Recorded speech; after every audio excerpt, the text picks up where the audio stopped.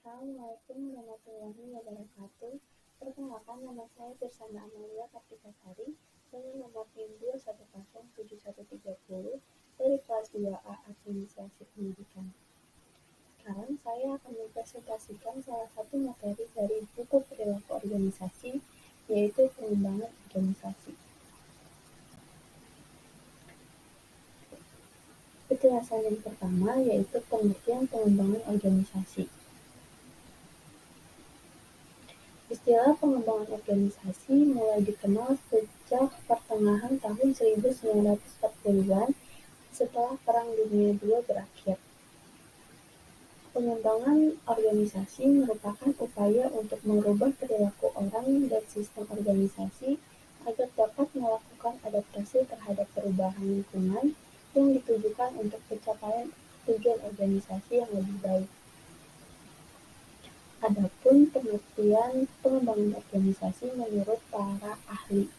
Yang pertama yaitu Jeff Harris dan Sandra J. Hartman. Pengembangan organisasi merupakan suatu usaha yang dilakukan oleh para anggota organisasi dengan bantuan konsultan untuk mencapai seluruh potensi organisasi juga untuk memperbaiki berbagai permasalahan atau kekurangan yang dimiliki. Lalu, menurut Griffith, Longchamp, dan Nassau tahun 1945, pengembangan organisasi merupakan proses yang terencana, dimanajemeni, dan secara sistematis untuk mengubah kultur, sistem, dan perilaku organisasi guna meningkatkan efektivitas organisasi dalam memecahkan masalah dan pencapaian sasaran.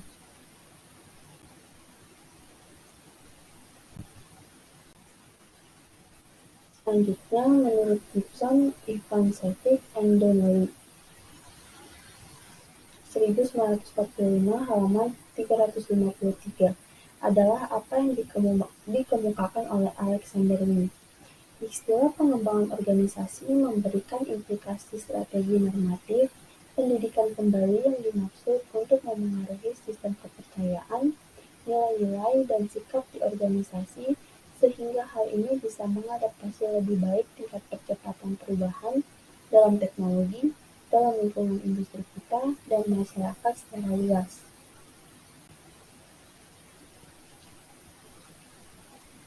Selanjutnya, pengembangan organisasi dan pengembangan kepemimpinan.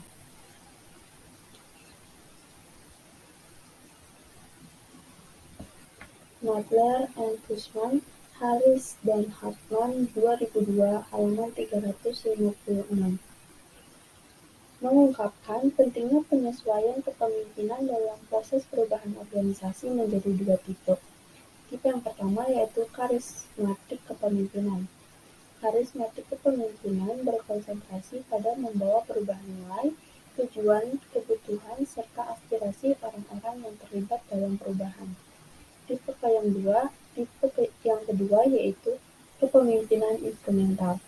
Kepemimpinan instrumental ini memungkinkan individu untuk melakukan hal-hal yang diharapkan oleh individu tersebut. Selanjutnya, peran pengembangan kepemimpinan. Peter Topping, Managerial Leadership tahun 2001. Anggota organisasi tidak mungkin menangani dengan sendiri segala sesuatu yang harus dilakukan. Begitu juga kebanyakan manajer dalam situasi di mana mereka mampu membuat semua keputusan sendiri dan sederhana mendikte tindakan untuk mereka para bawahan. Itu terlalu lambat dan tidak memberdayakan organisasi untuk berfungsi secara efektif. Dan solusinya terletak pada kepemimpinan perkembangan ini. Dalam konteksnya yang paling luas, pembangunan berkaitan dengan kemungkinan individu untuk tumbuh dalam keterampilan, pengetahuan, kemampuan untuk tampil di level tertingginya sekarang dan di masa depan. Penjelasan yang selanjutnya yaitu pengembangan organisasi dan pengembangan latihan. Pengembangan organisasi sebagai suatu proses untuk merespon perubahan lingkungan merupakan suatu proses dinamis. Dinamis lingkungan sebagai proses alamiah dan semakin cepat karena unsur perkembangan aplikasi teknologi teknologi informasi dalam organisasi. Lalu, pengembangan organisasi sangat mungkin mengharuskan pelatihan untuk menyesuaikan keterampilan kerja yang dituntut secara khusus oleh perubahan organisasi.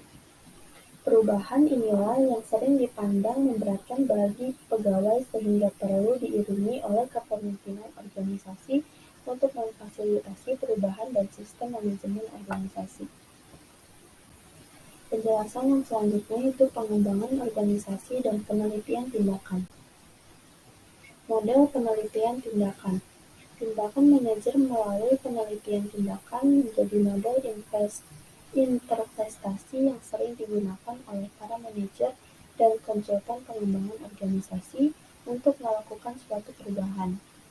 Proses perubahan organisasi tidak dapat diasumsikan sebagai suatu hal yang satu format, satu tipe, tetapi memiliki banyak format sesuai dengan konteks organisasi.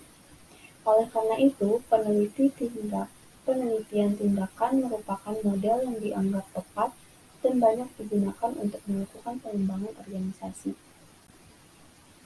Adapun penelitian tindakan dalam pengembangan organisasi meliputi diagnosis masalah organisasi, pengumpulan data, umpan balik dan analisis data, yang terakhir tindakan anggota untuk memecahkan masalah.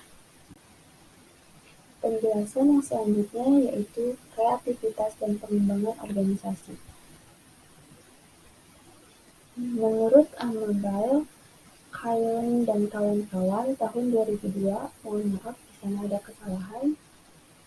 Kreativitas adalah kemampuan pengembangan ide-ide baru yang unik dan tidak biasa serta dapat bermanfaat dalam situasi organisasi. Selanjutnya, peran kreativitas dalam pengembangan organisasi. Pengembangan organisasi tidak akan berjalan muncul jika dilakukan dengan cara yang sama, karena perubahan lingkungan terjadi dalam konteks yang kompleks. Penjelasan yang selanjutnya yaitu strategi pengembangan organisasi. Pengertian strategi pengembangan organisasi. Strategi pengembangan organisasi adalah sebuah usaha yang struktur dan terencana dalam suatu wadah agenda atau kegiatan suatu kelompok dalam proses peningkatan dan pengembangan sistem kerjanya guna mencapai tujuan dan pencapaian tertentu.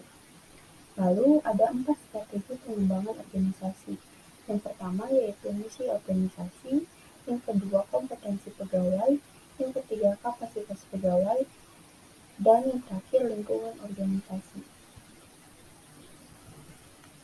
Selanjutnya, Edward Ellinger tahun 2006 halaman 546 mengungkapkan sebuah model strategi dalam pengembangan organisasi yang dikenal dengan model berlian.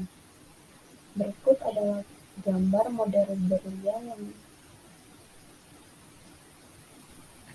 yang disebutkan oleh Edward Ellinger. Baik, sekian dari saya. Terima kasih. Mohon maaf jika ada salah kata, mohon dimaafkan. Assalamualaikum warahmatullahi wabarakatuh.